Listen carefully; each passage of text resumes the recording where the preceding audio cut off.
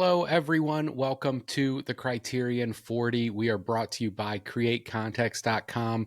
You can head over there for more film reviews and analysis. We do this Criterion 40 every Tuesday, and then every Friday, we do a weekly movie minute looking at whatever kind of the big new movie is this week. So look out for that on Friday. And if you guys dig it, give us a subscribe. That would be super cool, and we would appreciate it. But today we are talking about Bicycle Thieves. Bicycle Thieves is a 1948 Italian film. 1948 film Bicycle Thieves is a dark and sad tale of a man losing all that he holds dear. It harkens back to other classic tales like It's a Wonderful Life or Les Mis, but Bicycle Thieves tells the tale in a unique way that is both relatable and novel at the same time. Vittorio De Sica's film is adapted from a novel that at the time was only 2 years old.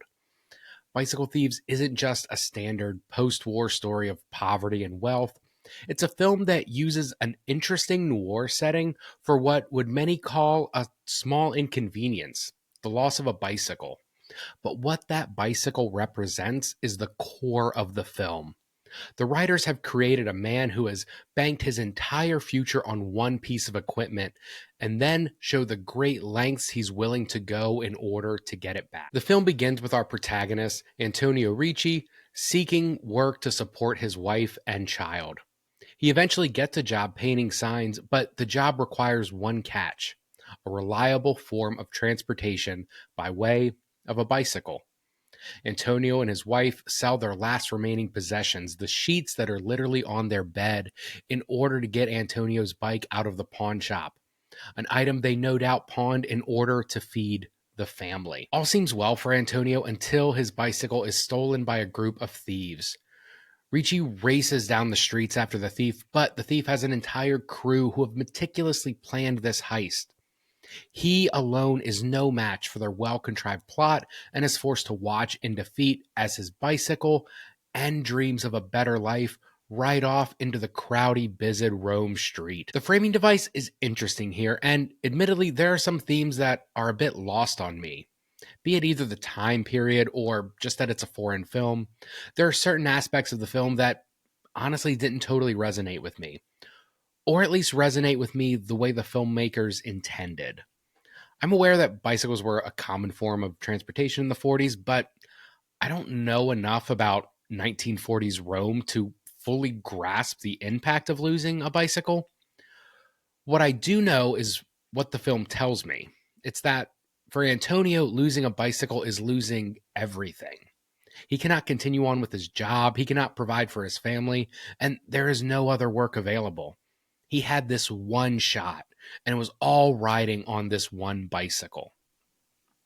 It's a framing device that I enjoyed, and I love how the writers are able to hinge everything on this one piece of equipment. After Antonio's bike is stolen, the film takes on an almost noir type narrative. Antonio searches far and wide for his bicycle and ends up in some of the darkest corners of Rome. Instead of centering around a murder or some major crime, it's all centered around this bicycle theft. Looking at this through a 2025 lens, the use of a bicycle I just find fascinating. Bicycles are now, at least in the United States, one of the first large gifts of notes usually given to a child. A new bike is often the first big Christmas or birthday gift a child gets that they can actually remember receiving. Watching this film, it's hard not to paint Antonio's loss in the same light.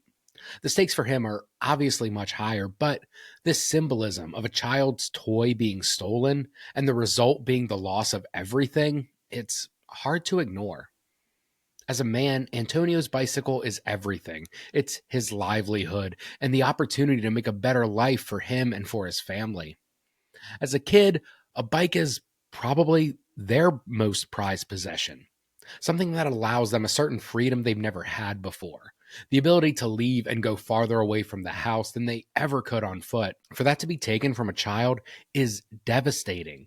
And I couldn't help but see the similarities in this film. There are a few plot points in this film that were criticized at the time of its release, and there are points that, again, I'm just not well versed enough to make a strong stance on.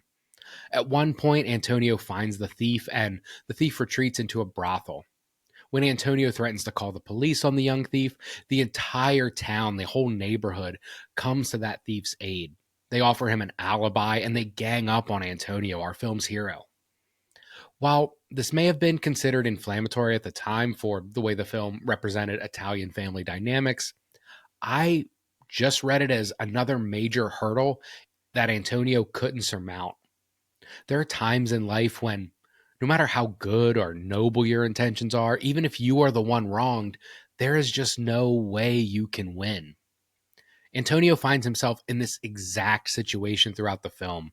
He's down and finds no way to pull himself back up. He only finds people that are willing to kick him while he's down.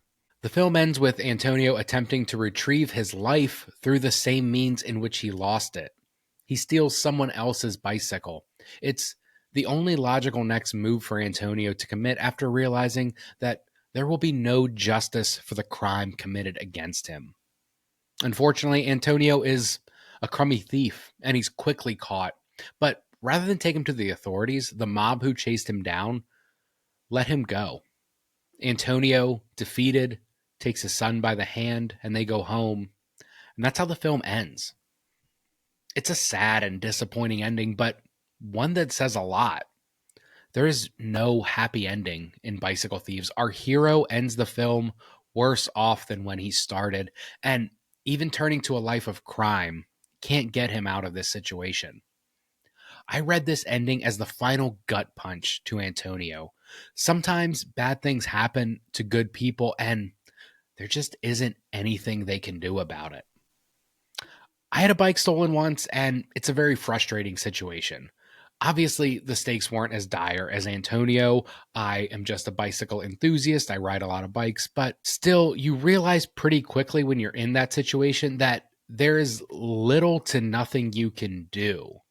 There's no law enforcement that is going to come to your aid, and there's nothing you can do yourself other than like randomly check Craigslist or Facebook Marketplace to see if someone's trying to sell it. It's just a bad situation where you are the victim and the chance of justice is slim to none. Any chance you look for justice is really just false hope that you know will never materialize. Other films posit a way out of these high stakes. Last year's Rebel Ridge is a super fun movie, but one that puts this Hollywood sheen on injustice. In that movie, a man goes up against an all-powerful law enforcement, and he's able to win. It's a power fantasy, but unfortunately one that doesn't exist in the real world. Bicycle Thieves gives us a real-world situation and offers no Hollywood hero or theme of justice. Just a sad ending to a real victim. This theme, I feel, is perfectly surmised in the scene where Antonio takes his son out to lunch. They order wine and sandwiches while across the restaurant, a wealthy family orders this feast.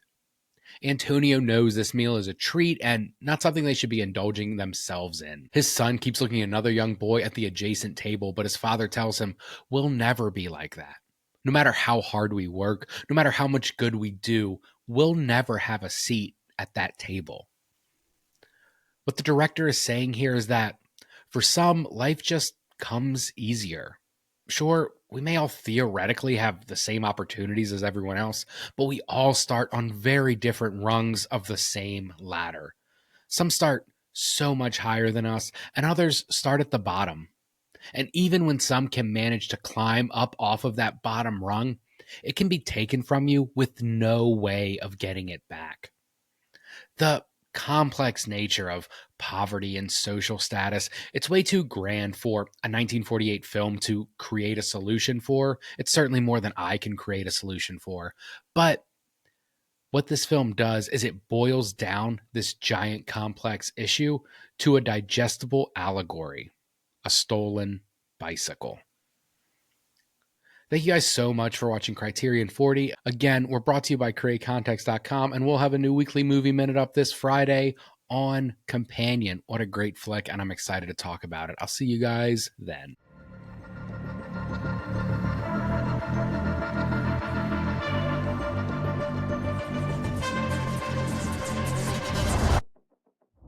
The Criterion 40 is a Create Context podcast. Head over to createcontext.com for more film, reviews, and analysis.